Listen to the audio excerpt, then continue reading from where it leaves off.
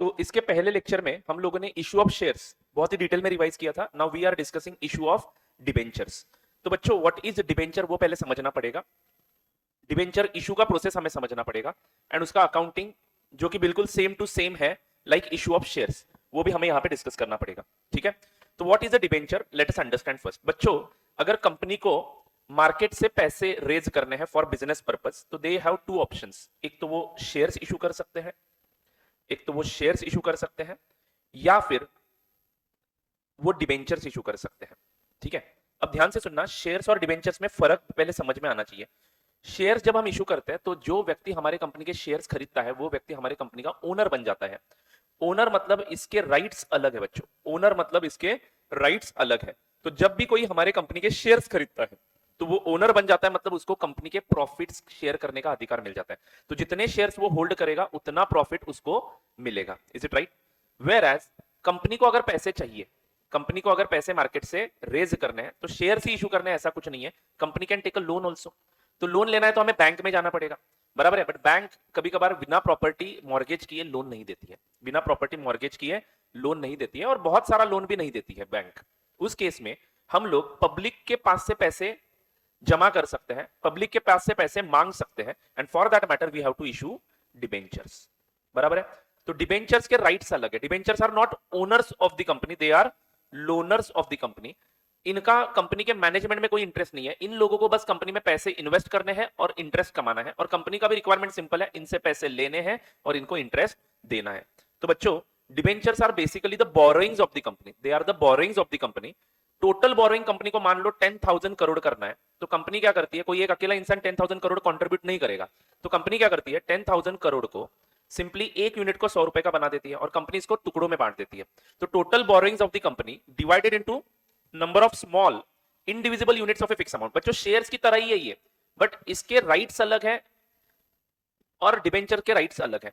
तो बच्चों यहां पे बन जाएंगे कितने यूनिट्स, 100 करोड़ यूनिट्स बन जाएंगे। ये 100 करोड़ यूनिट्स पब्लिक को इशू किए जाते हैं और पब्लिक इसको सब्सक्राइब करती है। Same process like shares only, but यहां पे फर्क इतना ही है कि ये डिबेंचर्स आपको कंपलसरी फ्यूचर में रिपे करने पड़ते हैं। शेयर्स के केस में अमाउंट आप रिपे नहीं करते हो। In the event of liquidation only share का पैसा आपको वापस दिया जाता है, वेयर डिबेंचर का पैसा कुछ सालों के बाद कंपनीज एक्ट के तहत वापस करना पड़ता है। तो एज पर कंपनीज एक्ट अगर आप देखते हो तो maximum period for which debentures can be issued is only 10 years। For some companies it is extended up to 25 years, 20 years। Okay, but उसमें डिटेल में नहीं जाना है, पहले हमें डिबेंचर क्या है समझना है। Total borrowings of the company divided into number of small indivisible units of fix amount and each such unit is called as a debenture. A debenture is a small unit of a company's borrowing. तो simple है, मैंने एक debenture खरीद लिया, मतलब मैंने 100 रुपए वहां पे इन्वेस्ट करने हैं, इज इट राइट, कंपनी में। तो एज अ पब्लिक मैं अगर एक डिबेंचर खरीद रहा हूं तो मैं मेरी तरफ से कंपनी को 100 रुपए का लोन दे रहा हूं। इसके ऊपर कंपनी ने कितना ब्याज देना है, कब ब्याज देगी कंपनी, ये सारे टर्म्स एंड कंडीशंस उस डिबेंचर सर्टिफिकेट में लिखे होते हैं। तो कंपनी एक फिक्स रेट से इसके ऊपर ब्याज देता है। फॉर एग्जांपल 8% डिबेंचर से मान लो, तो कंपनी 8% का इंटरेस्ट पे करेगी उस डिबेंचर होल्डर को। ठीक है, फाइन। तो what are the features of a debenture, let us discuss it. It is a document evidences a loan. तो बच्चों ये डॉक्यूमेंट लोन को एविडेंस करता है। It's a fixed interest bearing security. बच्चों कंपनी को प्रॉफिट हो या ना हो, फिक्स इंटरेस्ट डिबेंचर्स पे किया जाएगा, मतलब पे किया जाएगा।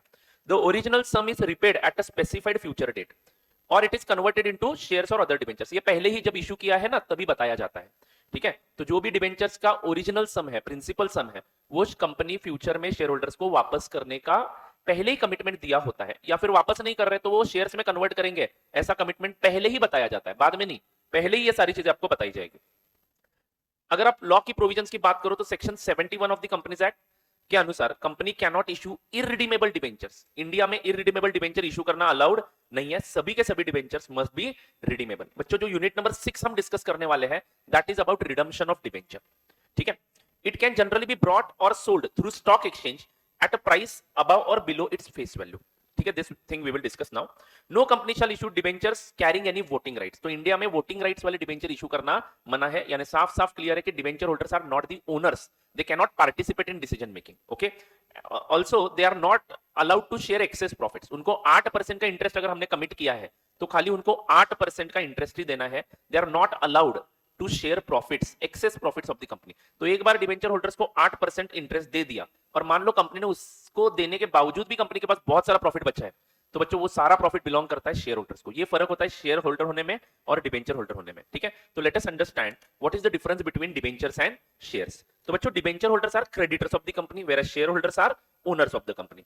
Debenture holders have no voting rights. बच्चों डे टू डे मीटिंग्स में डिबेंचर होल्डर्स पार्टिसिपेट नहीं कर सकते हैं। कंपनी के डिसीजन मेकिंग में डिबेंचर होल्डर्स एक्टिवली पार्टिसिपेट नहीं कर सकते, whereas share holders have voting rights, they can participate in day to day decision making. Very very important point, debenture interest is paid at the predetermined fix rate, जो shares के case में नहीं है। Shares के case में dividend का कोई pre determined fix rate नहीं होता है। शेयर होल्डर्स को डिविडेंड कितना मिलेगा, मिलेगा या नहीं मिलेगा वो भी कंफर्म नहीं होता है, ठीक है। बट डिबेंचर होल्डर्स के केस में फिक्स रेट से डिविडेंड मिलेगा एंड उसके डेट्स भी फिक्स्ड होते हैं कि कौन से तारीख को डिविडेंड पे किया जाएगा। आगे बढ़ता हूं बच्चों, interest on debenture company expense करके दिखा सकती है। इनकम टैक्स लॉस की अगर बात करें हम इंडिया में, इंपॉर्टेंट नहीं है बच्चों आपके फाउंडेशन के लेवल के एंगल से, बट फिर भी इंटरेस्ट ऑन डिबेंचर्स जो हम पे करते हैं वो हम एज अ एक्सपेंस दिखा सकते हैं इनकम टैक्स एक्ट के अंदर भी। But dividend can not be shown as expenditure, it is called as withdrawal of profit. तो डिविडेंड देने से कंपनी के टैक्स की बचत नहीं होती है, बट इंटरेस्ट देने से कंपनी के टैक्स की बचत होती है बच्चों। Debentures can not B forfeited, debentures can not B forfeited like shares. Debentures can not B forfeited like shares for non payment of call money. तो बच्चों जब भी मान लो डिबेंचर्स अगर इशू किए हैं और इंस्टॉलमेंट में पैसे मांगे हैं, डिबेंचर्स इशू किए हैं और इंस्टॉलमेंट में अगर पैसे मांगे हैं कंपनी ने, तो बच्चों अगर कोई डिबेंचर होल्डर जिसने हमारे डिबेंचर को सब्सक्राइब किया है वो अगर इंस्टॉलमेंट में पैसे नहीं पे कर रहा है, तो उस केस में उसके डिबेंचर्स हम फॉरफिट नहीं कर सकते हैं। लीगली हम उसके पास से कोर्ट कचहरी का मामला दाखिल करके पैसे वसूल कर सकते हैं। Whereas in case of shares, अगर वो बंदा शेयर होल्डर इंस्टॉलमेंट के पैसे पे नहीं कर रहा है तो उस केस में उसके शेयर्स हम फॉरफिट करके बाद में किसी दूसरे को री इशू कर सकते हैं। मैच्योरिटी डेट पे debenture holders get back their money, but in case of shares they cannot get back their money in the event they can get back the money in the event of liquidation only. At the time of liquidation debentures को पहले payment किया जाता है, whereas at the time of liquidation share holders को सबसे last में payment किया जाता है। तो बच्चों this is the difference between debentures and shares. वैसे मैकेनिज्म सेम ही है, इशू करने का प्रोसेस बिल्कुल सेम ही है, बस राइट्स में डिफरेंट होने के कारण हम इसको बोरोइंग कहते हैं और शेयर्स को कैपिटल कहते हैं। Is it clear to you all? Fine. Now हमें इशू ऑफ डिबेंचर्स के एंट्रीज पढ़ने हैं, उसके लिए ये सारा बेसिक नॉलेज होना जरूरी था। Let's go through the next part, that is process of issue of debenture. Unlike shares, debentures can be issued at a discount. Very very important point which needs to be considered in this chapter. बच्चों अगर हमने shares का issue of shares जब chapter revise किया था या फिर जिसको पढ़ा था, तब हमें रियलाइज हुआ था कि shares can not B issued at a discount. Companies act में रिस्ट्रिक्शन है, you can not issue shares at a discount. But on the other hand debentures can be issued at a discount. आप 100 रुपए face value का debenture, obviously अगर company को 10,000 करोड़ रुपए market से raise करने हैं और कंपनी ने एक डिबेंचर का फेस वैल्यू 100 रुपए कंसिडर किया है, तो कंपनी 100 करोड़ डिबेंचर मार्केट में इशू करेगी। अब फेस वैल्यू डिसाइड कौन करता है? कंपनी खुद डिसाइड करती है कि हमारा एक डिबेंचर का यूनिट कितने रुपए का होगा, ये कंपनी खुद डिसाइड करती है। उस डिसाइडेड वैल्यू को हम लोग फेस वैल्यू बोलते हैं। You all no this right, क्योंकि हमने issue of shares already complete किया है, उसमें ये सारी चर्चा हमने की थी। सिमिलरली डिबेंचर का फेस वैल्यू वैसे ही सेम कंसेप्ट होता है। तो फेस वैल्यू मान लो 100 रुपए डिसाइड किया कंपनी ने। अब ये 100 रुपए फेस वैल्यू का debenture company can issue at par, यानी 100 रुपए में इशू कर सकती है। Company can issue this debenture at premium, यानी ये 120 रुपए में इशू कर सकती है। Company can issue this debenture at 90 rupees also my friends, so there is no problem at all in issuing debenture at a discount. This is point to be noted which was not allowed in shares. Shares में share discount पे issue करने का permission आपको companies act नहीं देता है, बल्कि debentures में you can issue it at a discount. Fine. So the process of issuing debenture is otherwise similar to the issue of shares. Very very important point I am discussing. Please concentrate बच्चों, ये समझ में आया तो ये chapter बहुत ही आसान है।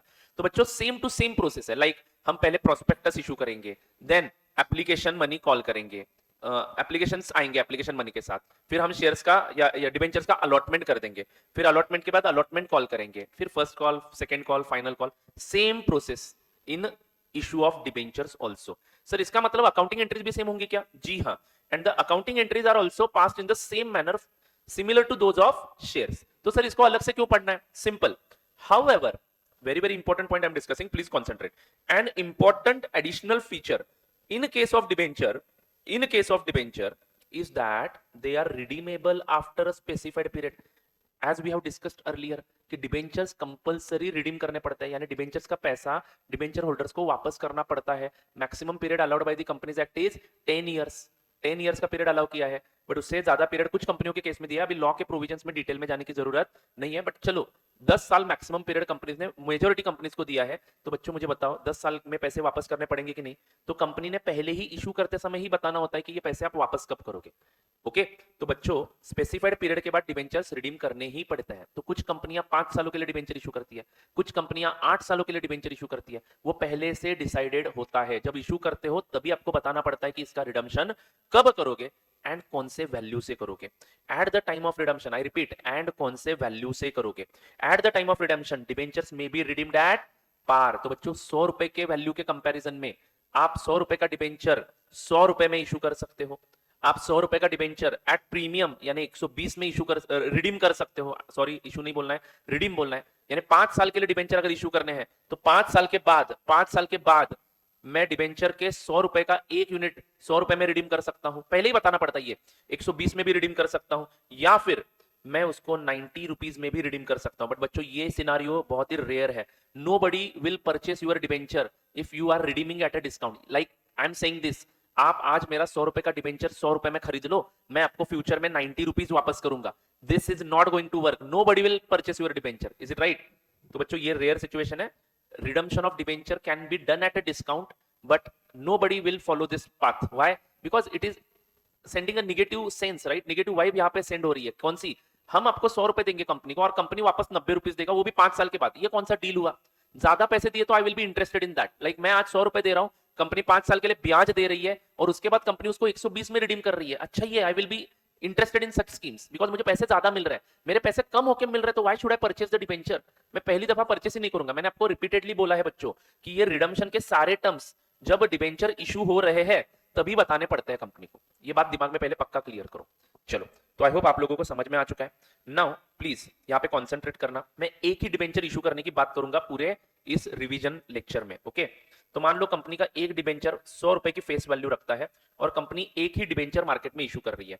तो मैं इशू की बात करूं तो company can issue debenture at par. तो एट पार इशू करना है तो 100 रुपए का डिबेंचर 100 रुपए में इशू होगा, या फिर यही डिबेंचर एट प्रीमियम भी इशू हो सकता है, तो उस केस में 120 रुपए में इशू होगा, या फिर वही डिबेंचर एट डिस्काउंट भी इशू हो सकता है। इशू करने की बात कर रहा हूं बच्चों, 100 रुपए का डिबेंचर फेस वैल्यू 100 रुपए का डिबेंचर 100 रुपए में इशू कर दिया तो इशू प्राइस 100 रुपए हो गया। यहाँ पे इशू प्राइस 120 हो गया और यहाँ पे इशू प्राइस डिस्काउंट में इशू करना है तो 90 रुपीज हो गया। ठीक है, तो बच्चों at the time of issue अगर आप 100 रुपए में ही इशू कर रहे हो तो कोई दिक्कत नहीं है। 100 रुपए आएंगे, 100 रुपए को डिबेंचर नाम के अकाउंट से क्रेडिट कर देंगे। Eight the time of issue 100 रुपए का डिबेंचर अगर आप 120 में इशू करोगे तो 20 रुपए का सिक्योरिटीज प्रीमियम रिकॉर्ड करना पड़ेगा। And at the time of issue अगर डिस्काउंट पे इशू कर रहे हो तो हमें 10 रुपए का डिस्काउंट लॉस रिकॉर्ड करना पड़ेगा। Is it right? Fine. But बच्चों इंपॉर्टेंट थिंग इज इस डिबेंचर को आप इशू कितने में किए हो वो तो बता दिया। सिमिलर टाइम पे इशू करते समय ही आपको ये डिबेंचर कितने में रिडीम करना है ये भी बताना है। कितने में रिडीम करना है ये भी बताना है। तो बच्चों इशू करते समय ही मैं बताना चाहूंगा कि एट डिस्काउंट में उसको रिडीम कर रहा हूं। लाइक से फॉर एग्जांपल 90 रुपीज में रिडीम कर रहा हूं। आई होप आपको समझ में आ रहा है। नहीं तो 80 रुपीज में रिडीम कर रहा हूं ऐसा समझ लो। नहीं तो चलो 95 में रिडीम कर रहा हूं। ओके, तो ये एक सिनारियो हो सकता है। नहीं तो मैं उसको एट पार रिडीम कर रहा हूं। एट पार रिडीम करूंगा मतलब 100 रुपए का डिबेंचर 100 रुपए में रिडीम कर दूंगा, या फिर मैं उस डिबेंचर को एट प्रीमियम रिडीम कर रहा हूं यानी 120 रुपए में रिडीम करूंगा। तो बच्चों अगर रिडम्पशन के वक्त मैं यहाँ पे 20 रुपए 5 साल के बाद एक्स्ट्रा देने वाला हूं तो क्या आपको लगता है कि 5 साल के बाद आपको 20 रुपयों का लॉस होने वाला है इस डिबेंचर पे? या फिर रिडम्पशन के वक्त में मान लो एट 5 रुपीज लेस रिडम्पशन करने वाला हूं फ्यूचर में, तो यहाँ पे मुझे 5 रुपए का प्रॉफिट होने का चांस दिख रहा है। Am I right or not? Though this case will not work, मैंने आपको पहले ही बताया redemption of debenture cannot be done at discount. Nobody will purchase your debenture. Okay? हाँ, तो मोस्टली एट पार नहीं तो एट प्रीमियम ही रिडम्पशन होने वाला है। बट अगर एट प्रीमियम रिडम्पशन होने वाला है तो 100 रुपए का डिबेंचर 120 में रिडीम होने वाला है। 100 रुपए का डिबेंचर 120 में रिडीम होने वाला है। तो बच्चों 20 रुपए का प्रीमियम जो 5 साल के बाद देने वाले हो, क्या उसका भी अकाउंटिंग आज करना जरूरी है? यानी बच्चों रिडम्पशन ऑफ डिबेंचर के इशू के वक्त ही हमें फ्यूचर में जो होने वाला है उसका भी अकाउंटिंग करना पड़ सकता है। यही एक डिफरेंट बात है इशू ऑफ शेयर्स वाले चैप्टर में एंड इशू ऑफ डिबेंचर्स वाले चैप्टर में। तो 2 मिनट के लिए ध्यान देना बच्चों, यहाँ पे मैं पढ़ रहा हूँ, प्लीज कॉन्सेंट्रेट करना। So in case of debentures premium और डिस्काउंट में arise both at the time of issue and at the time of redemption. Therefore, it is important to consider and account for both these aspects. Issue के वक्त जो discount दे रहे हो, issue के वक्त जो प्रीमियम लगा रहे हो, उसका तो अकाउंटिंग करना ही पड़ेगा हमें। प्लस उसके साथ साथ डिबेंचर रिडम्पशन के वक्त जो प्रीमियम दिया जा रहा है, या फिर डिबेंचर रिडम्पशन के वक्त अगर आप एट पार रिडीम कर रहे हो, डिस्काउंट पे रिडम्पशन होने का चांस बहुत ही कम है बच्चों, बट फिर भी क्या उस डिस्काउंट के इनकम का भी अर्ली अकाउंटिंग करना है? As you all know, conservatism concept income का अकाउंटिंग एडवांस में करने की परमिशन नहीं देता है। बट लॉसेस अगर हो रहा है, मुझे पता है 5 साल के बाद मैं 20 रुपए एक्स्ट्रा देने वाला हूं, तो उस 20 का भी अकाउंटिंग आज होना जरूरी है। ठीक है बच्चों, if all possible combinations of issue and redemptions are considered, total 9 combinations are theoretically possible. जैसे कि मैं डिबेंचर एट पार इशू करूंगा, मैं इशू वाला मैटर यहां पे लिख रहा हूं लेफ्ट साइड में, एंड राइट साइड में मैं रिडम्पशन की बात करूंगा।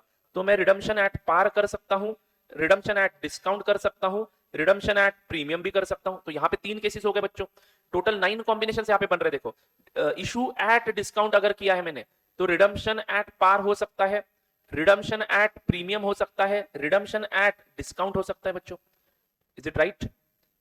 यहां पे देख सकते हो, तो ये 3 केसेस यहां पे पॉसिबल है। तो 3 + 3 6 हो गए। एंड बच्चों अगर मान लो मैं इशू एट प्रीमियम करता हूं, इशू एट प्रीमियम करता हूं, तो रिडम्पशन भी एट पार हो रहा है, नहीं तो एट डिस्काउंट हो रहा है, नहीं तो एट प्रीमियम हो रहा है। तो ये 9 केसेस यहां पे बन रहे हैं। लेकिन मैंने जैसा कि आपको बोला कि mostly redemption at discount is not a common thing, nobody goes for it.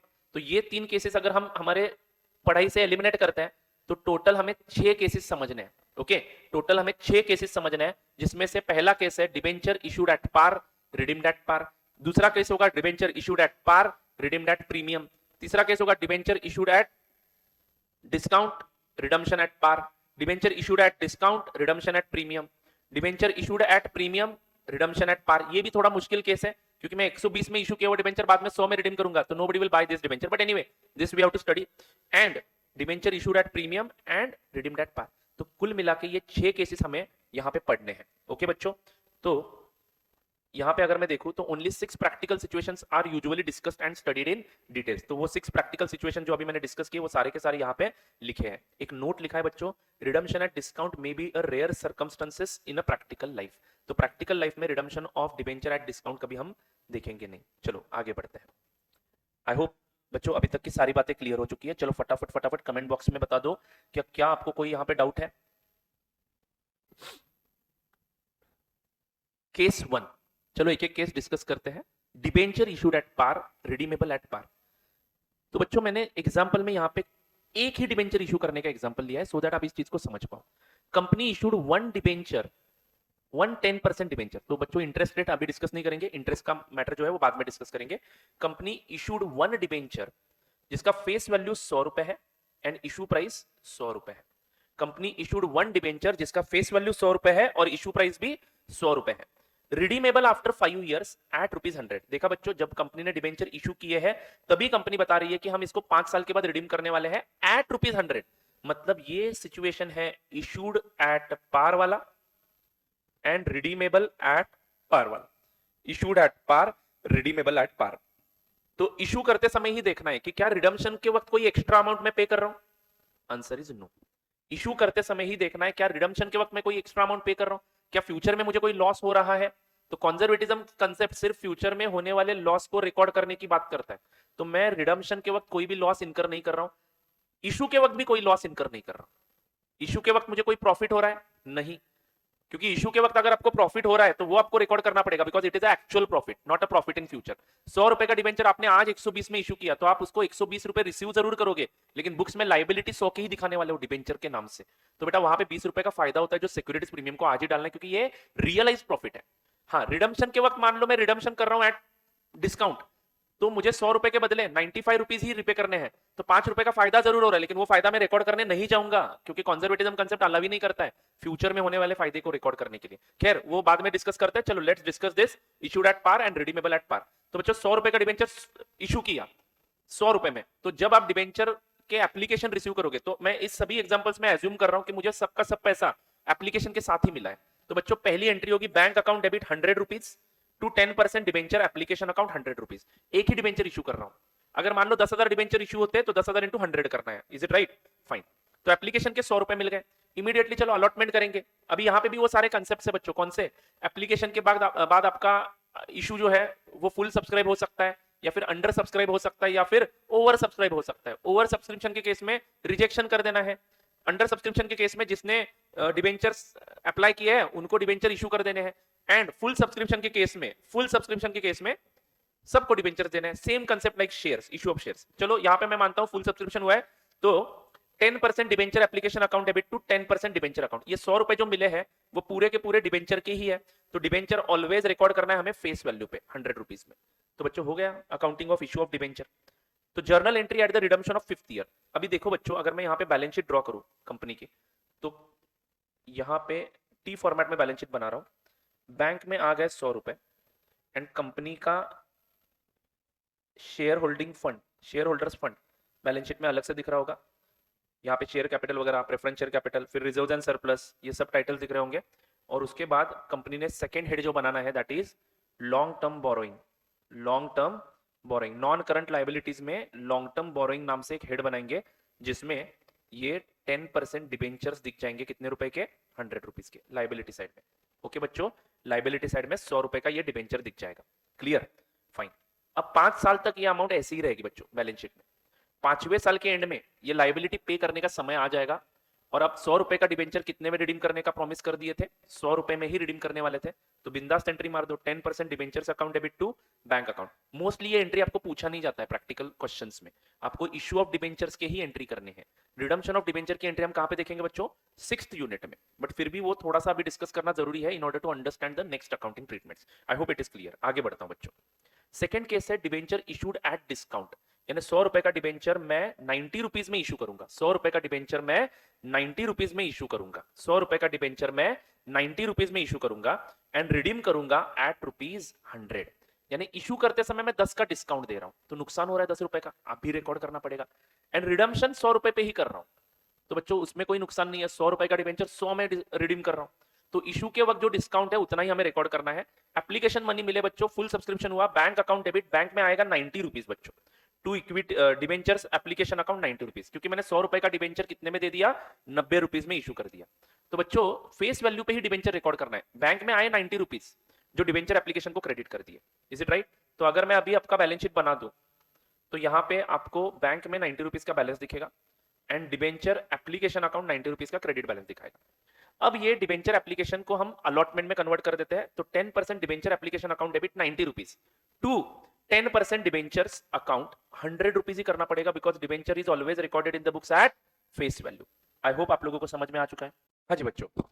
हाँ, तो बैलेंस शीट में कुछ ऐसा सीन दिखेगा कि बैंक अकाउंट में 90 रुपीज का बैलेंस दिखेगा एंड डिबेंचर एप्लीकेशन अकाउंट में 90 रुपीज का बैलेंस दिखेगा। बट जब आप डिबेंचर इशू कर रहे हो तो ये 100 रुपए का डिबेंचर ही दिखना चाहिए, क्योंकि इसकी फेस वैल्यू 100 रुपए है। हमेशा डिबेंचर अपने बुक्स ऑफ अकाउंट्स में फेस वैल्यू पे ही दिखाना है।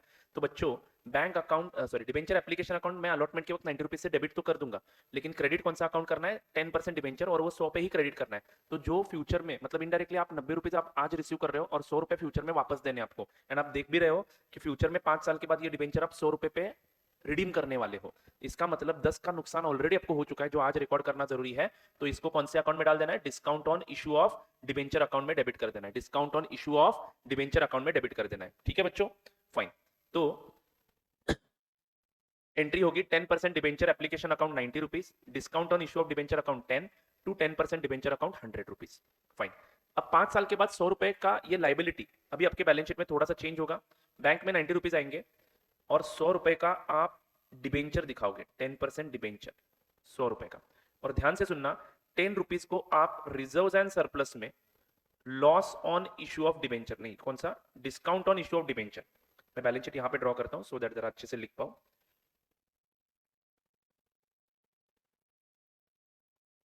तो बच्चों यहां पे लॉन्ग टर्म बोरोइंग में 10% डिबेंचर दिखेगा 100 रुपीज का, बैंक में लेकिन आएंगे 90 रुपीज ओनली।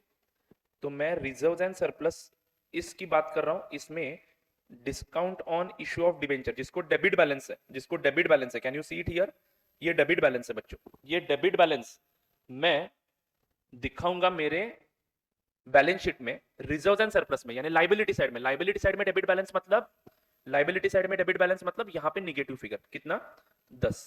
तो बच्चों इस 10 रुपए के निगेटिव फिगर का जो लाइबिलिटी साइड में निगेटिव लिख रहा हूं, मतलब एक प्रकार से डेबिट बैलेंस है, ये समझना है आपको। तो ये लॉस है बच्चों, लॉस है तो रिजर्व एंड सरप्लस में ही जाना चाहिए। बट रिजर्व एंड सरप्लस अगर पॉजिटिव है यानी प्रॉफिट्स है तो हम पॉजिटिव नंबर दिखाते हैं, क्योंकि क्रेडिट बैलेंस होता है पॉजिटिव को। लाइबिलिटी साइड में सारे क्रेडिट बैलेंसेस पॉजिटिव दिखेंगे, बट डेबिट बैलेंस होने के कारण इसको निगेटिव दिखाना पड़ेगा।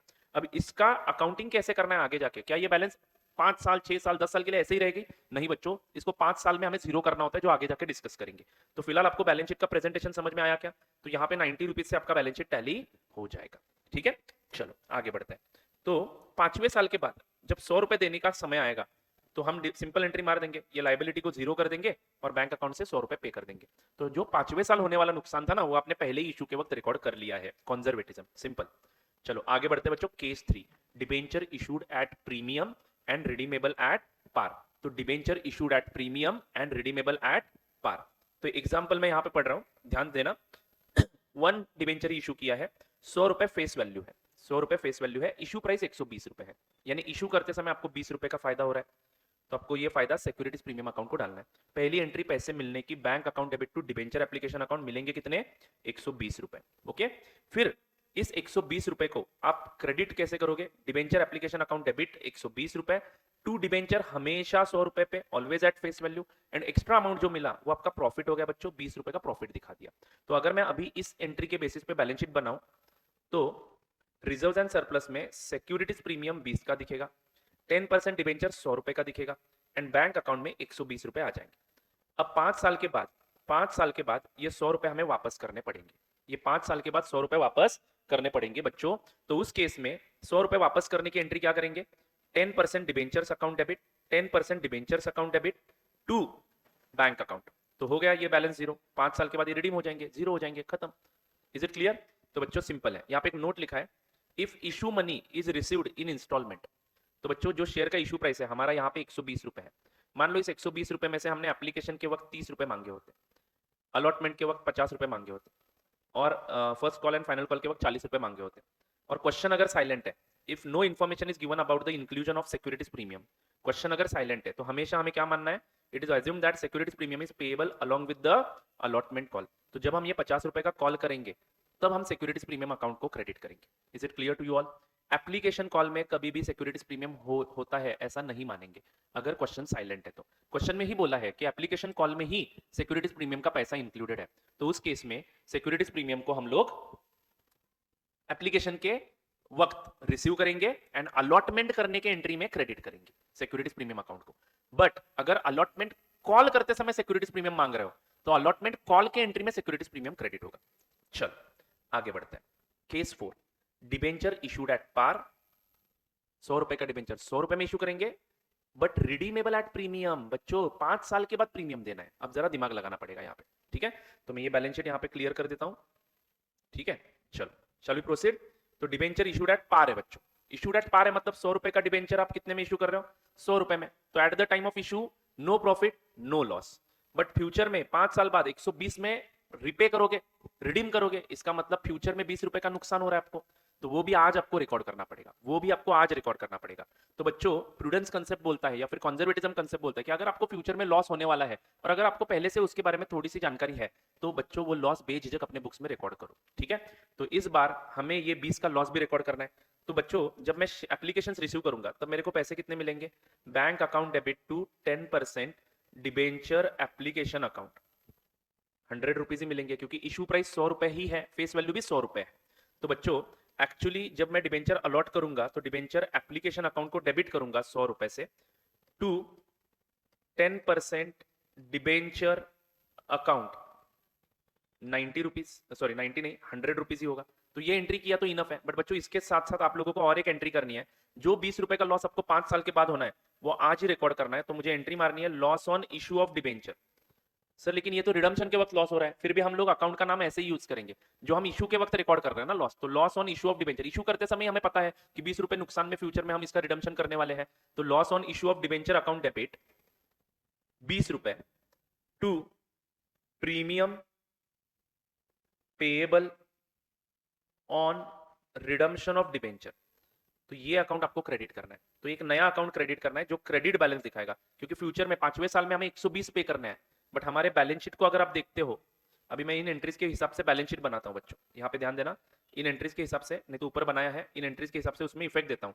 बैंक में आए ₹100 और हमारा 10% डिबेंचर क्रेडिट हुआ ₹100 से, ठीक है।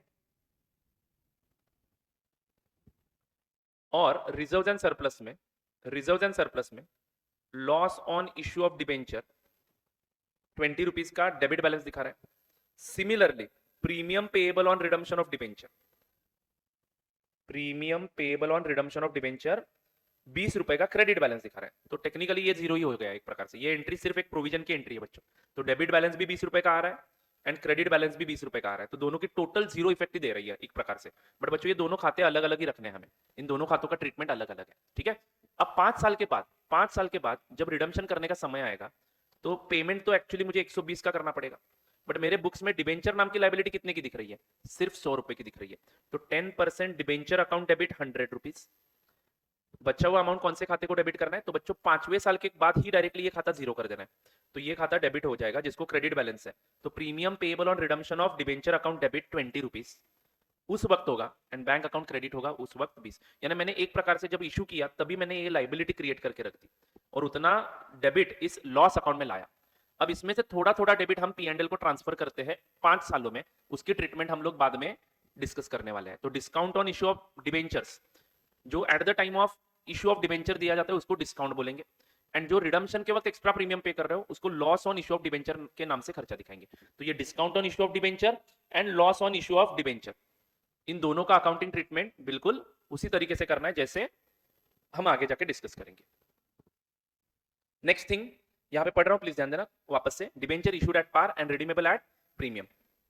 तो in this type of question the premium payable of ₹20 at the end of the 5th year represents a future loss for the company. As per the conservatism concept, such loss must be provided at the time of issue of debenture itself, even though it is payable at a later date. Therefore, at the time of issuing debenture, one additional accounting effect is required in respect of ₹20 premium payable on redemption. तो बच्चों, these are the journal entries. अब ये combine करके मारिए, देखो entry. 10% debenture application account debit ₹100, loss on issue of 10% debenture account debit ₹20, to 10% debenture account ₹100, to premium payable on redemption ₹20। तो बच्चों आपको यहाँ पे ध्यान में रखना है ये debit balance reserves and surplus में निगेटिव नंबर दिखेगा, इसमें से थोड़ा थोड़ा P&L में चला जाएगा। और ये क्रेडिट बैलेंस 5 साल के लिए ऐसे ही दिखेगा और बाद में जब पेमेंट करने की एंट्री आएगी तब वहां पे उसको यूटिलाइज करना है। तो premium payable on redemption account debit ₹20, 10% debenture account debit ₹100, क्योंकि डिबेंचर हमेशा फेस वैल्यू पे ही दिखते हैं बुक्स में। अब हम सुकून से ₹120 यहाँ पे पे कर सकते हैं, ठीक है। चलो, I hope case number 4 is very very clear to you. Case number 5, debenture issued at discount, debenture issued at discount and redeemable at premium, redeemable at premium.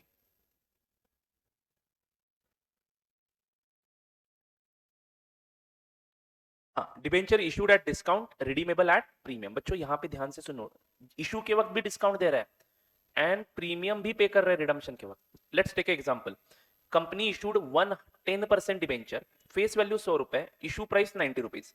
तो यहाँ पे हमें 10 का डिस्काउंट देना पड़ रहा है एंड रिडीमेबल एट ₹120। तो यहाँ पे हमें ₹20 का, अब 10 तो हमेशा ₹100 के साथ ही कंपैरिजन करना है। जब मैंने ₹100 के साथ इशू प्राइस को कंपेयर किया, ₹90 के इशू प्राइस को कंपेयर किया, तो ₹10 का डिस्काउंट वहां पे रिकॉर्ड हो रहा है।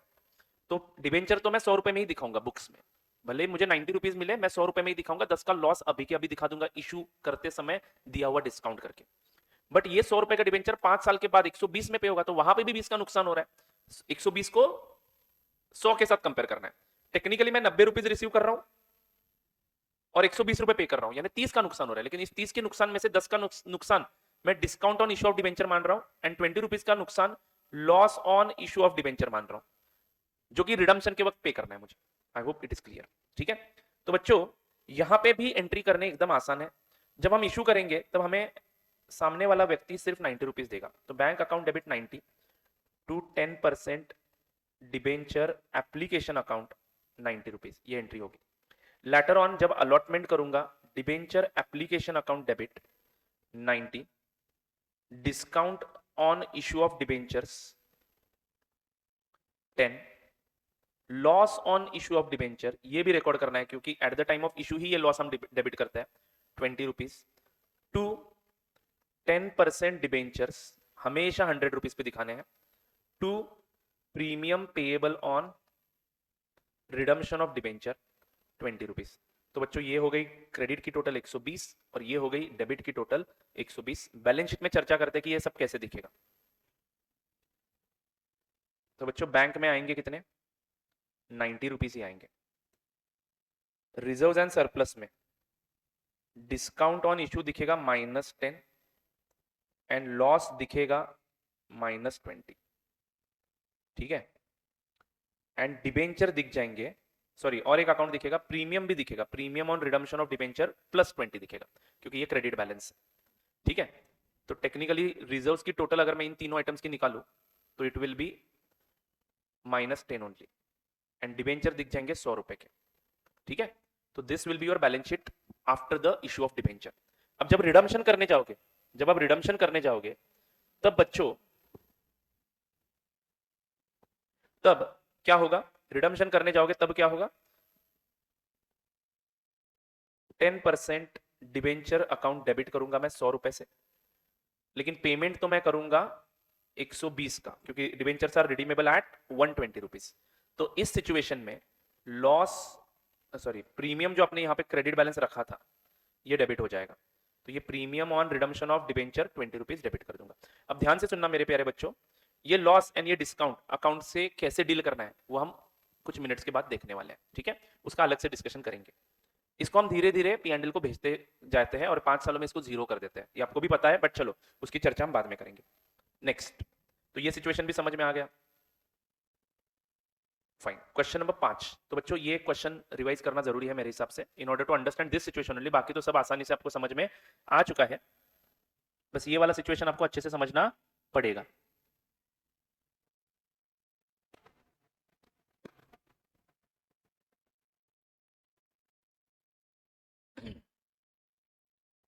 Please come to illustration 5 of your ICAI module.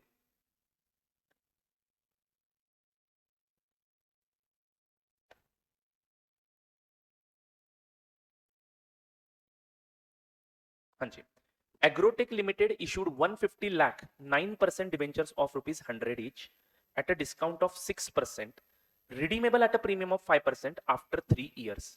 बच्चों ध्यान से सुनना है आपको, ओके।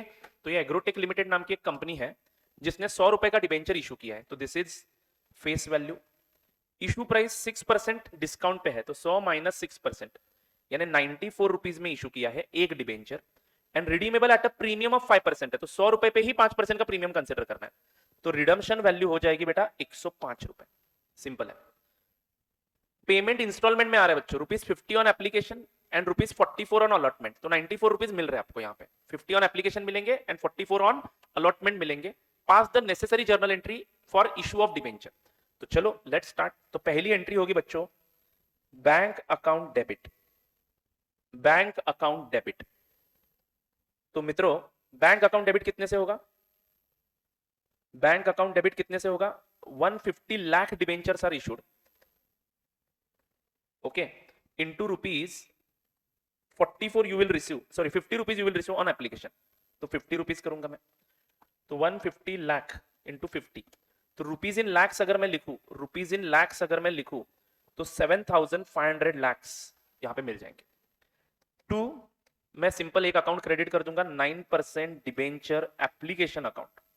हम यहाँ पे मान रहे हैं कि हमने जितने डिबेंचर इशू किए हैं 150 लाख वो सारे के सारे सब्सक्राइब हो चुके हैं, तो 7,500 लाख रुपीज यहाँ पे आ जाएंगे। ये हो गई आपकी पहली एंट्री। सेकेंड एंट्री, अब अलॉटमेंट करने का समय आ चुका है, बट अलॉटमेंट के वक्त मुझे सोचना पड़ेगा कि 6 रुपए का डिस्काउंट पर डिबेंचर में दे रहा हूं eight the time of issue and 5 रुपए प्रीमियम के पे कर रहा हूं eight the time of redemption. तो ये दोनों नुकसान मुझे अभी के अभी रिकॉर्ड करने पड़ेंगे eight the time of issue.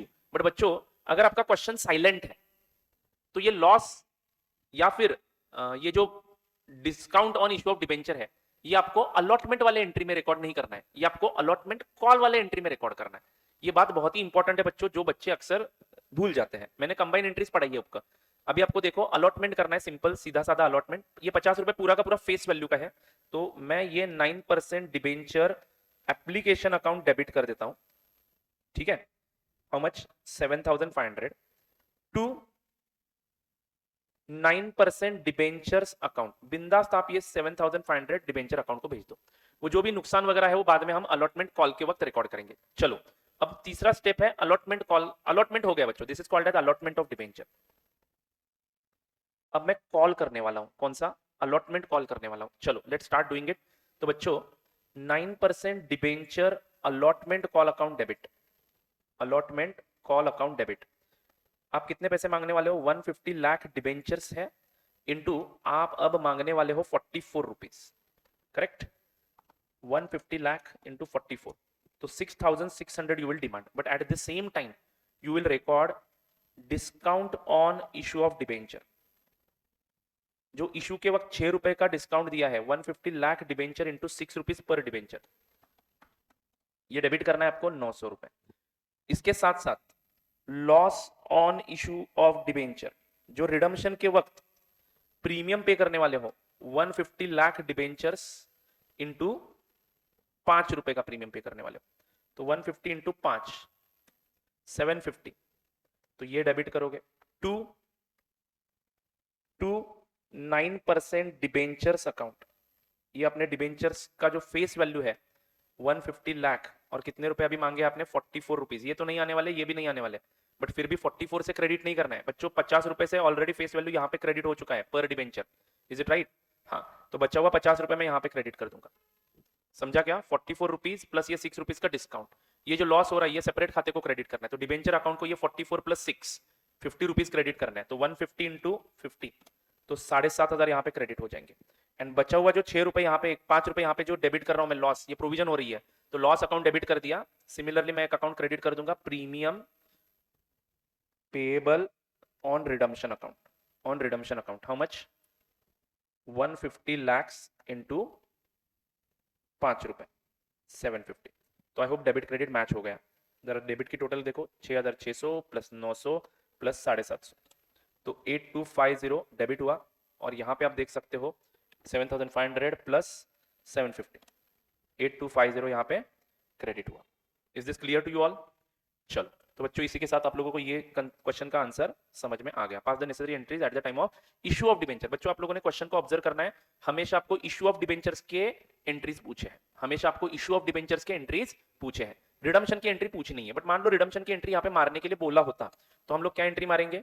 5 साल के बाद, 3 साल के बाद, तो at the end of 3rd year I would be passing this entry, 9% debenture account debit 7,500, premium payable at end debit 750 to bank, तो 7,500 प्लस 750, 8,250 यहाँ पे पे करूंगा मैं रिडम्पशन के वक्त। देखो आपने 105 रुपए में रिडम्पशन किया क्या 150 लाख डिबेंचर्स का? 150 लाख इंटू, अच्छा सॉरी 7,500 नहीं, ये टोटल अमाउंट डेबिट होगा, 15,750 जाएगा। 150 लाख डिबेंचर इंटू 105 रुपए, 15,750। ये अगर रिडम्पशन की एंट्री पूछी होती, ये बेटा ये 7,500 50 रुपए का इंस्टॉलमेंट है ना, ऊपर एक भी 50 रुपए आपने डिबेंचर अकाउंट को क्रेडिट किए हैं, तो टोटल डिबेंचर अकाउंट आपका 15,000 का पेएबल है, उसके बदले आप 750 लाख रुपए एक्स्ट्रा पे करोगे। ठीक है, I hope this is clear, I hope this is clear.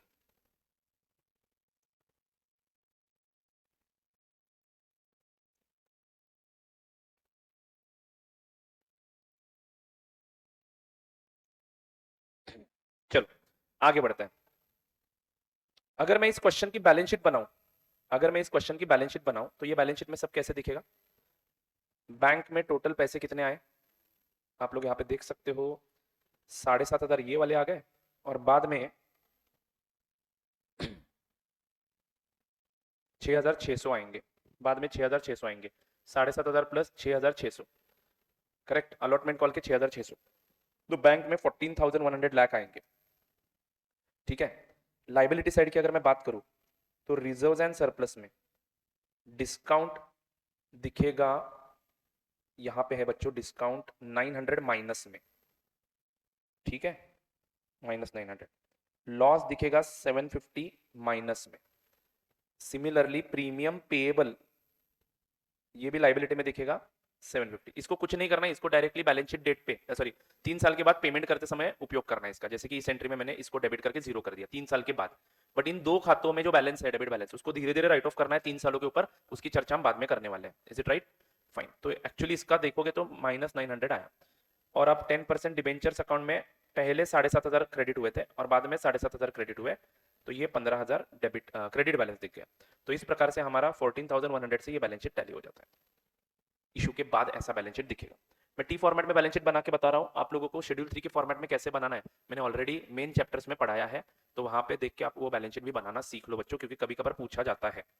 चलो आगे बढ़ते हैं। Fine. Last case, case number 6, debenture issued at a premium and redeemable at a premium. तो डिबेंचर इशू भी प्रीमियम पे कर रहा हूं, रिडम्पशन भी प्रीमियम पे कर रहा हूं। Company issued 10% debenture, face value ₹100, issue price ₹110, redeemable after 5 years at ₹120। तो बच्चों कंपनी के एक डिबेंचर का फेस वैल्यू ₹100 है, इशू प्राइस 110 है, मतलब इशू के वक्त आपको ₹10 का फायदा हो रहा है, तो ये सिक्योरिटीज प्रीमियम अकाउंट को जाएगा। बट रिडम्पशन के वक्त आपको ₹20 का लॉस हो रहा है, जो आपको अभी प्रोवाइड करना पड़ेगा। तो बच्चों इसकी एंट्री कैसे होगी जरा बताइए। मान लेते हैं कि सबका सब पैसा at the time of issue ही मिल गया, तो बैंक अकाउंट डेबिट ₹110 आएगा टू 10% डिबेंचर एप्लीकेशन अकाउंट 110। अब बच्चों जब अलॉटमेंट की एंट्री करूंगा मैं, debenture application account debit 110, loss on issue debit ₹20 का नुकसान होने वाला है बच्चों at the time of redemption, to 10% debenture हमेशा 100 पे ही दिखाए जाएंगे। तो इस 110 में से 100 रुपए अपने डिबेंचर के दिखा दिए, तो बचा हुआ अमाउंट कौन से खाते को जाएगा? सिक्योरिटीज प्रीमियम को ₹20 जाएगा, सॉरी ₹10 जाएगा। एंड जो उसके बाद बचा हुआ अमाउंट है वो जाएगा 10%, नहीं premium payable on redemption of debenture, premium payable on redemption ₹20। तो this is how this entry will be recorded. ठीक है। So in this type of question at the time of issue only we have to provide for premium at the time of issue as well as premium at the time of redemption of debentures. तो journal entry ऐसे होगी। Is it right? Record this provision at the time of allotment call if money is demanded in installment. हर जगह जगह पे लिखा हुआ है मैंने बच्चों। और redemption के वक्त क्या एंट्री होगी? 10% डिबेंचर का ₹100 देना है और ये प्रीमियम के ₹20 देने हैं to bank account. Is it right? तो ये एंट्री हो जाएगी रिडम्पशन के वक्त। चलो और एक दो क्वेश्चन सॉल्व करते हैं सो दैट इसकी प्रैक्टिस हो जाए। X Limited issued 1,12% debentures of ₹100 each at a discount of 10% payable in full on application by 31st March 2022। तो बच्चों एक्स लिमिटेड नाम की कंपनी है। इलस्ट्रेशन 7 सब लोगों ने ओपन करना है, अपने नोट्स का भी क्वेश्चन नंबर 7 है। ठीक है।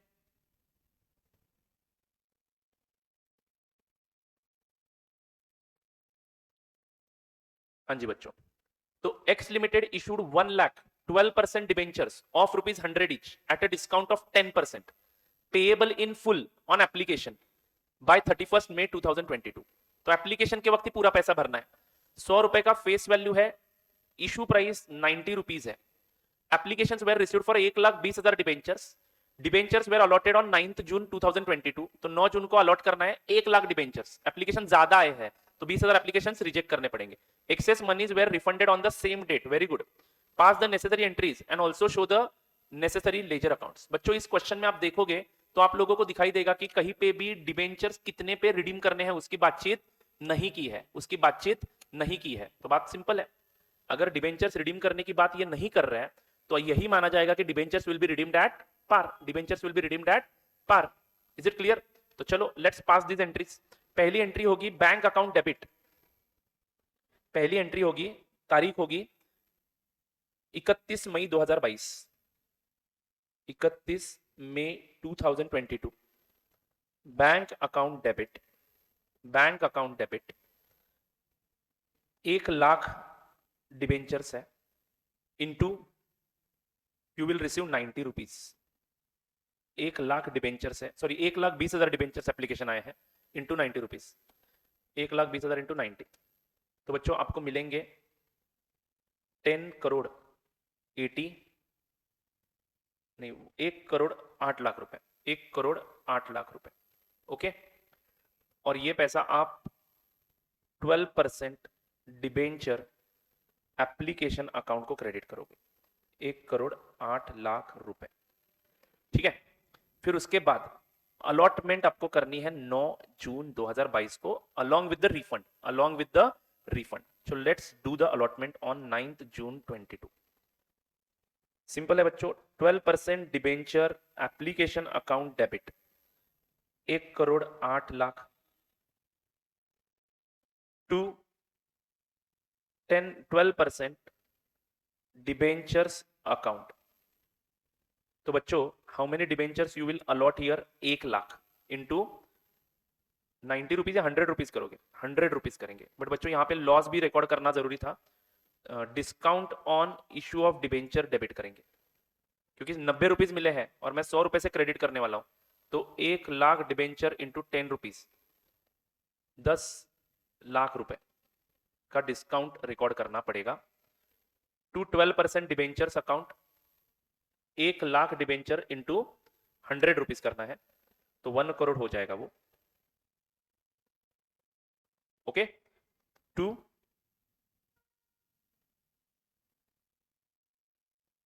बस हो गया. नो सॉरी, हाँ टू बैंक अकाउंट. बचे हुए डिबेंचर्स के 20,000 डिबेंचर्स के पैसे देने हैं. 20,000 डिबेंचर्स इंटू 90 रुपीज आए थे जो वापस करने हैं. 20,000 इंटू 90 तो 18,00,000 रुपए.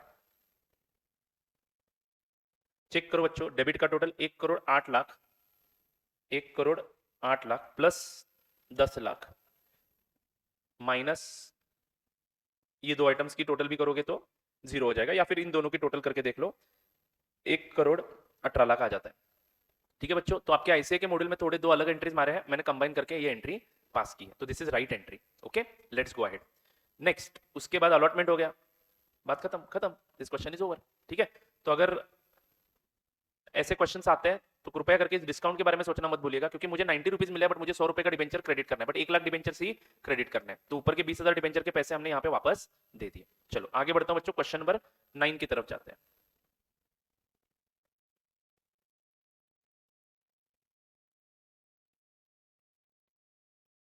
I mean practice question number 2 है आपका. ठीक है, practice question number 2. Shall we begin? K Chemicals Limited issued 20 lakh 10% debentures of rupees 50 each, यानी फेस वैल्यू 50 रुपीज है, एट अ प्रीमियम ऑफ 10%, यानी इशू प्राइस कितना है 50 प्लस 10%, 50 प्लस 10% यानी 55 रुपीज है. पेएबल रुपीज 20 ऑन एप्लीकेशन, तो application के वक्त 20 रुपीज लेने हैं, तो प्रीमियम एप्लीकेशन में है या नहीं है देखना पड़ेगा. एंड बैलेंस ऑन अलॉटमेंट, तो बैलेंस कितना हो जाएगा, 55 में से 20 आए तो बैलेंस 35 रुपीज हो जाएगा. बैलेंस 35 अलॉटमेंट के वक्त मांगना है. Okay, debentures are redeemable at par after 6 years. Very good, तो 6 साल के बाद पार वैल्यू पे रिडीम करना है, मतलब रिडम्पशन के वक्त कोई डिस्काउंट नहीं, प्रीमियम वगैरह मैं नहीं दे रहा हूँ. अच्छी बात है, मुझे कोई प्रोविजन करने की जरूरत नहीं है. But at the time of issue आप प्रीमियम पे इशू कर रहे हो, ये मत भूलना. ठीक है, all the money due on allotment was called up and received. ठीक है, record the necessary entries when premium money is included in the allotment money. तो बच्चों प्रीमियम अलॉटमेंट में इंक्लूडेड है, अलॉटमेंट में इंक्लूडेड है, एप्लीकेशन के वक्त में इंक्लूड नहीं है. तो इस 35 को जब हम कॉल करेंगे तो इसमें से 5 रुपए सिक्योरिटीज प्रीमियम को डालेंगे और 30 रुपए डिबेंचर अकाउंट को डाल देंगे. तो एप्लीकेशन के 20 रुपए मिले, 20 लाख इशू किए थे, सारे के सारे डिबेंचर सब्सक्राइब हो गए, ऐसा मान के एंट्रीज करने हैं. चलो, तो पहली entry bank account debit, bank account debit. बच्चों यहां पे ही कैलकुलेशन दिखाता हूं. 20 लाख डिबेंचर्स इशू कर रहा हूं, बिना पैनिक हुए आराम से सॉल्व करना है. फेस वैल्यू है 55 बट उसमें से हम 20 रुपए ही कॉल कर रहे हैं जो पूरे के पूरे फेस वैल्यू के. तो 20 लाख क्योंकि प्रीमियम नहीं है एप्लीकेशन के मनी में, 20 लाख इंटू 20 रुपए, तो बच्चों 40 लाख रुपीज, 4 करोड़ आता है, 4 crore, yes 4 crore rupees bank account debit to debenture application account.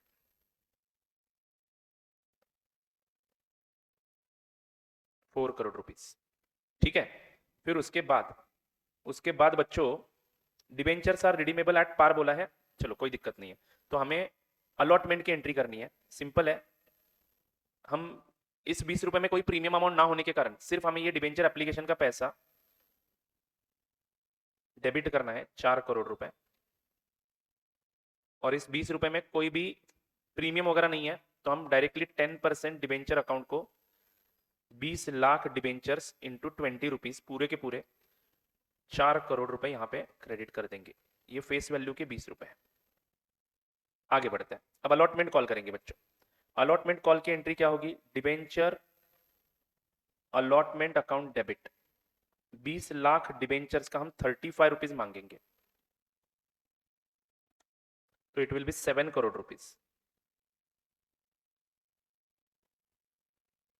But इसमें 35 में 30 रुपए हमारे फेस वैल्यू के हैं, जो हम 10% डिबेंचर अकाउंट को क्रेडिट कर देंगे। 20 लाख डिबेंचर इंटू 30 रुपए, तो 20 लाख डिबेंचर इंटू 30 रुपए यानी 6 करोड़ रुपए डिबेंचर अकाउंट को क्रेडिट हो जाएंगे, एंड ऊपर के सिक्योरिटीज प्रीमियम अकाउंट को क्रेडिट हो जाएंगे 1 करोड़ रुपए। 1 करोड़ कैसे निकला? 20 लाख डिबेंचर इंटू 5। तो बच्चों इसी प्रकार से क्या एंट्री होगी आगे? Bank account debit allotment call मिला ना आपको पूरा का पूरा 7 crore to debenture allotment call account 7 crore. तो ये इस प्रकार से हमने क्वेश्चन नंबर 9 कंप्लीट कर लिया। चलो, तो आई होप बच्चों आप लोगों को पूरा कंसेप्ट समझ में आ चुका है। वो 6 केसेस आपको अच्छे से समझने हैं और उसके ऊपर ही सारे क्वेश्चंस हैं। क्वेश्चंस की भी प्रैक्टिस कर लो, मैंने एक 2-3 क्वेश्चन यहाँ पे लिए हैं, सारे क्वेश्चन रिवीजन लेक्चर में कवर नहीं कर सकता मैं। चलो, तो आगे बढ़ते हैं बच्चों। ट्रीटमेंट ऑफ डिस्काउंट और loss on issue of debenture. Treatment of discount और loss on issue of debenture. तो बच्चों जब जब हमने डिबेंचर डिस्काउंट पे इशू किए या फिर eight the time of redemption हम प्रीमियम पे रिडीम कर रहे हैं, तो वो लॉस भी हम इशू के वक्त रिकॉर्ड करते हैं। तो ये लॉस अकाउंट में जो डेबिट बैलेंस आता है या फिर डिस्काउंट अकाउंट में जो डेबिट बैलेंस आता है, डिस्काउंट अकाउंट मतलब discount at the time of issue, loss on issue मतलब provision of premium which is payable after at the time of redemption. तो बच्चों ये दोनों के डेबिट बैलेंसेस का क्या करना है?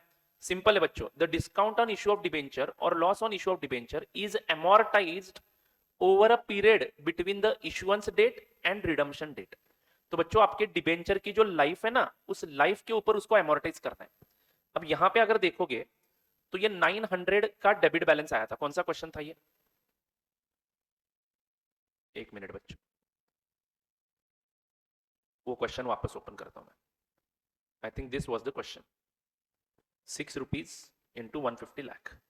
यस, तो बच्चों ये क्वेश्चन वापस से देखते हैं। यहां पे हमने 150 लाख के डिबेंचर इशू किए हैं, 150 लाख डिबेंचर इशू किया है, एंड पर डिबेंचर डिस्काउंट 6 रुपए का दिया था, तो 900 का हमने डिस्काउंट रिकॉर्ड कर लिया था। तो आप यहाँ पे बैलेंस शीट में देख पा रहे हो 900 का डिस्काउंट का डेबिट बैलेंस है, एंड यही डिबेंचर हम 105 रुपए में रिडीम कर रहे थे, यानी 5 रुपए का प्रीमियम पे कर रहे हैं। तो यहाँ पे प्रीमियम की मैं बात करूं तो 150 लाख डिबेंचर इंटू 5 रुपए, यानी 750 का प्रीमियम का प्रोविजन भी हमने किया होगा। तो आपका लॉस अकाउंट भी 750 का डेबिट बैलेंस दिखा रहा है। ये डिबेंचर्स रिडीम कब करना है? 3 ईयर्स के बाद, आफ्टर 3 ईयर्स बोला है। देखो तो इसकी लाइफ कितनी है बच्चों? 3 साल। तो ट्रीटमेंट अभी क्या बता रहा है, जरा देख लो। ट्रीटमेंट अभी क्या बता रहा है आपको? The discount on issue of debenture यानी 900 की बात हो रही है, and the loss on issue of debenture यानी 750 की बात हो रही है, इज amortized यानी राइट ऑफ करो उसको, डिवाइड करो उसको on a period between the issuance date and redemption date, यानी 3 साल के ऊपर इसको स्प्रेड कर दो। तो बच्चों सिंपल है, 900 डिवाइडेड बाय 3 करूंगा तो सालाना खर्चा कितना दिखाऊंगा? 300, एंड यहां पे 750 डिवाइडेड बाय 3 करूंगा तो एनुअल खर्चा कितना दिखाऊंगा? 750 डिवाइडेड बाय 3, 250। तो बच्चों जब आपने डिबेंचर इशू किए थे तो ये डिस्काउंट अकाउंट डेबिट बैलेंस दिखा रहा है एंड लॉस अकाउंट भी डेबिट बैलेंस दिखा रहा है। इन दोनों में से थोड़ा थोड़ा अमाउंट हर साल हमें पी&एल भेजना है। तो जिस अकाउंटिंग ईयर में आपने डिबेंचर इशू किए है ना, उस अकाउंटिंग ईयर में ईयर के एंड में मैं एंट्री मारूंगा discount debit 300, loss debit 250 to profit and loss account. मैंने सॉरी उल्टी एंट्री मार दी मैंने। ये दोनों खाते क्रेडिट करेंगे बच्चों क्योंकि उनको डेबिट बैलेंसेस है। तो to discount 300, to loss 250, debit होगा पी&एल अकाउंट। तो बच्चों ईयर एंड को हमें पी&एल में 550 ट्रांसफर करने इन दो अकाउंट में से। तो 900 में से 300 ट्रांसफर होगा, तो उस साल के बैलेंस शीट में कितना बैलेंस दिखेगा? 600। तो मैं यहाँ पे रिवाइज बैलेंस शीट निकालता हूँ जिसमें डिस्काउंट रिजर्व एंड सरप्लस में 600 दिखेगा एंड लॉस 500 दिखेगा। फिर अगले साल वापस एक एंट्री मारूंगा P and L account debit 550, to discount 300, to loss 250, यानी हर साल 300 रुपए डिस्काउंट में से पी&एल को भेजता जाऊंगा एंड 250 रुपए लॉस में से P&L को भेजता जाऊंगा। तो उसके बाद वापस बैलेंस शीट बनेगी बच्चों। उस बैलेंस शीट में ये एंट्री मारने के पहले 600 का बैलेंस था, एंट्री में 300 रुपए क्रेडिट हुए डिस्काउंट अकाउंट में, तो डिस्काउंट अकाउंट में बैलेंस रहेगी 300 की एंड लॉस अकाउंट में बैलेंस रहेगी 250 की। अब ईयर 3 के एंड में वापस P&L डेबिट करूंगा 550, टू डिस्काउंट 300, टू लॉस 250, और इस प्रकार से ये खाते अगले बैलेंस शीट में या फिर इस ईयर के एंड के बैलेंस शीट में ये जीरो हो जाएंगे। ठीक है बच्चों, तो this is how we are going to deal with discount और loss on issue of debenture. लेकिन ये कब, अगर डिबेंचर 3 साल के बाद ही रिडीम होने वाले हैं तो। ठीक है ना, if the debentures are redeemable after certain period of time, say at the end of 5th year, the total amount of discount or loss should be written off equally throughout the life of debenture applying straight line method। Simple है बच्चों, depreciation की तरह इसको zero कर देना है। Okay, थोड़ा थोड़ा अमाउंट P&L को भेजते हुए। एंट्री क्या होगी, profit and loss account debit to discount on issue of debenture. चलो आपके मॉड्यूल में जो एग्जांपल है वो देखते हैं। HDC limited issued 1,12% debentures of ₹100 each at ₹94 on 1st January 2022। तो बच्चों आपको यहाँ पे 6 रुपए का डिस्काउंट मिल रहा है, आपको यहाँ पे 6 रुपए का डिस्काउंट मिल रहा है। Is it clear? तो 1 लाख डिबेंचर्स इंटू 6 रुपीज, तो 6 लाख रुपए का डिस्काउंट मिल रहा है आपको। ठीक है, 6 लाख रुपए का डिस्काउंट मिल रहा है आपको। नेक्स्ट, मिल नहीं, आप 6 लाख रुपए डिस्काउंट पे डिबेंचर इशू कर रहे हो, sorry. On 1st January 2022 under the terms that debentures are redeemable at the end of the 5 years from the date of issue. तो 5 साल के बाद डिबेंचर्स रिडीम होने वाले हैं, 5 साल के बाद डिबेंचर्स रिडीम होने वाले हैं। तो सिंपल है, डिबेंचर 5 साल के बाद रिडीम होने वाले हैं, तो ये डिस्काउंट भी 5 सालों में जाना चाहिए। तो 6 लाख को मैं 5 से डिवाइड करूंगा तो सालाना कितना डिस्काउंट जाना चाहिए, 6 लाख डिवाइड बाय 5, यानी एवरी ईयर 1,20,000 का डिस्काउंट आप P&L को भेजोगे। Is this clear? Fine. If debentures are redeemable at different dates, that is in instalment. बच्चों ध्यान से सुनिएगा, वेरी वेरी इंपॉर्टेंट। मान लो 5 लाख रुपए के डिबेंचर इशू किए, 1 अप्रैल 2021 को इशू किया, और डिबेंचर्स का रिडम्पशन का पैटर्न हमने पहले से कैसे बताया है कि हर साल 1 लाख रुपए का रिपेमेंट करेंगे। इसमें से जिन व्यक्तियों के नाम आएंगे उनको 1 लाख रुपए हम देंगे, 1 लाख का पेमेंट हर साल होता जाएगा।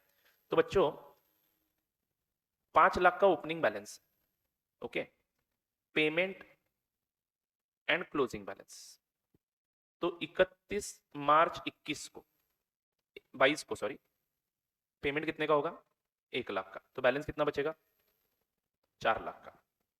फिर 1 अप्रैल 2022 को ओपनिंग बैलेंस 4 लाख का होगा, और 31 मार्च 23 को 1 लाख वापस पे होंगे, और फिर बैलेंस 3 लाख रहेगा।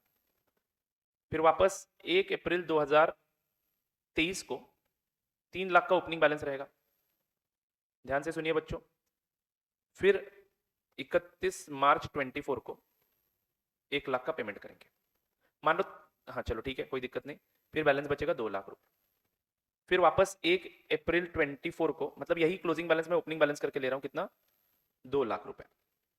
अब इसमें से 1 लाख का पेमेंट होगा 31 मार्च 24 को, फिर बैलेंस बचेगा 1 लाख। फिर 1 अप्रैल 24 को 1 लाख का बैलेंस होगा, 31 मार्च 25 को 1 लाख पे करेंगे, बराबर ना, और फिर बैलेंस 0 हो जाएगा। तो ध्यान से सुनना बच्चों, 5 इंस्टॉलमेंट में पेमेंट किया है, 5 सालों में इंस्टॉलमेंट में पेमेंट हो रहा है। बच्चों अभी पढ़ लेना, if the debentures are redeemable at different dates, that is in instalment, like the example which I have explained. Then the total amount of discount और लॉस, मान लो टोटल अमाउंट ऑफ डिस्काउंट अगर हमारा 6 लाख रुपए है, इशू करते समय हमने 6 लाख का डिस्काउंट दिया था, एंड रिडम्पशन के वक्त हमने मान लो 10 लाख का प्रीमियम पे करना है, तो लॉस अकाउंट में डेबिट बैलेंस कितना होगा, 10 लाख का, एंड डिस्काउंट अकाउंट में डेबिट बैलेंस कितना होगा, 6 लाख का। ये दोनों हमें राइट ऑफ करने हैं इसी तरीके से, ओके। तो लॉस हो या डिस्काउंट हो, it should be written off in the ratio of outstanding balance of debenture at the beginning of the year। तो बच्चों यहाँ पे जो बैलेंस निकाला है मैंने वो क्लोज ऑफ द ईयर है, जिसमें 0 बैलेंस दिखेगा 5वें साल के एंड में। हमें ये वाला रेशियो यूज नहीं करना है। बिगिनिंग में कितना बैलेंस था हर साल के, उस रेशियो में ये डिस्काउंट बांटना है। तो बिगिनिंग में पहले 5 लाख का बैलेंस था, फिर 4 लाख का हुआ बिगिनिंग में, हर साल के बिगिनिंग में बैलेंस देखना है। तो 5 लाख, 4 लाख, 3 लाख, 2 लाख, 1 लाख। अभी लॉजिक समझो, हमने 21-22 में 5 लाख यूज किया है, 22-23 में 4 लाख रुपए का उपयोग किया है कंपनी के काम के लिए, फिर 23-24 में 3 लाख रुपए अपने पास बिगिनिंग में थे, एंड तक 3 लाख थे, एंड में 1 लाख पे किए, 2 लाख का बैलेंस हो गया। तो बेटा पूरे साल हमने 3 लाख यूज किए। फिर 24-25 में 24, अच्छा ये 25 होगा, ये 25 होगा और ये 26, हाँ। तो 24-25 में 2 लाख रुपए, एंड 25-26 में 1 लाख रुपए। मतलब आपने 5 लाख का उपयोग कैसे किया देखो, पहले साल 5 लाख यूज किया, दूसरे साल 4 लाख, तीसरे साल 3 लाख, चौथे साल 2 लाख, पांचवें साल 1 लाख। तो जिस प्रपोर्शन में पैसे का उपयोग किया है उसी प्रपोर्शन में आपको ये डिस्काउंट या फिर लॉस बांटना है। तो बच्चों 6 लाख आप राइट ऑफ करोगे जरूर, आपको पहले से पता है आप इस प्रकार से पेमेंट करने वाले हो। तो ये 6 लाख का डिस्काउंट आपको 5:4:3:2:1 में बांटना है। इसका मतलब 5 + 4 + 3 + 2 + 1। तो पहले साल डिस्काउंट जाएगा 6 लाख का 5/15, दूसरे साल डिस्काउंट जाएगा 6 लाख का 4/15।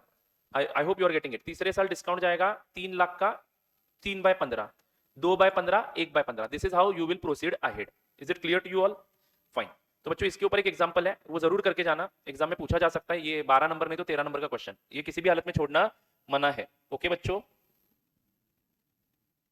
चलो आगे बढ़ते हैं।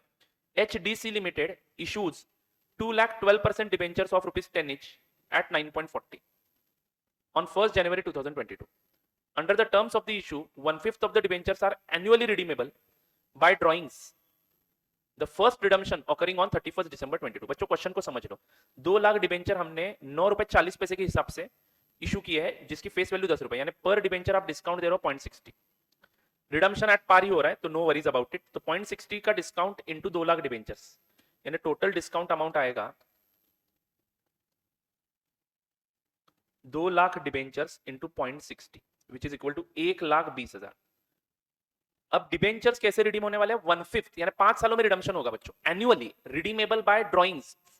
तो बच्चों हर अभी आपके पास डिबेंचर की लाइबिलिटी दिखेगी 2 लाख डिबेंचर इंटू 10 रुपीज, यानी 20 लाख रुपए आपको पे करने हैं। तो मेरे पास 1 जनवरी 2022 को बैलेंस एट बिगिनिंग 20 लाख का है।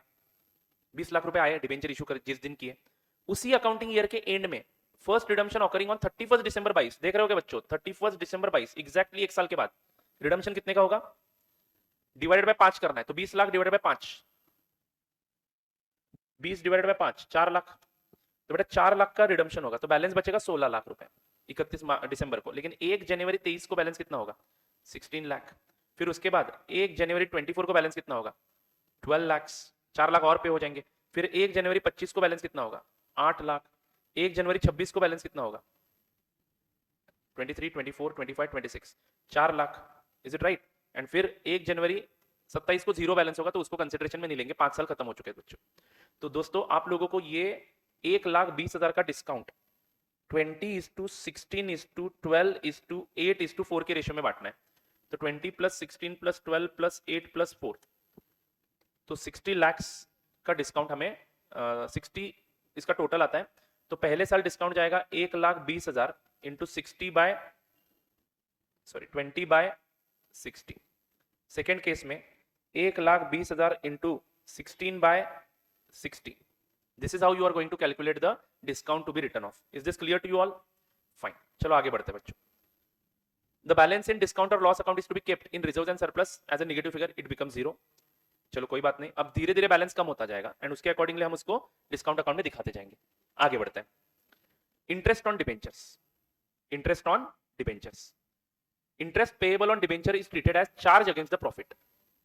तो बच्चों हम इसको एक्सपेंस दिखाएंगे। Interest on debenture is paid periodically, calculated at interest rate on nominal values of debenture. तो बच्चों point to be noted, interest is always calculated on nominal values of debentures. The company will pay interest net of tax to the debenture holders because company is under obligation to deduct tax at source at the rate applicable under tax rules from time to time. तो बच्चों company ने हमेशा TDS cut करके interest पे करना है।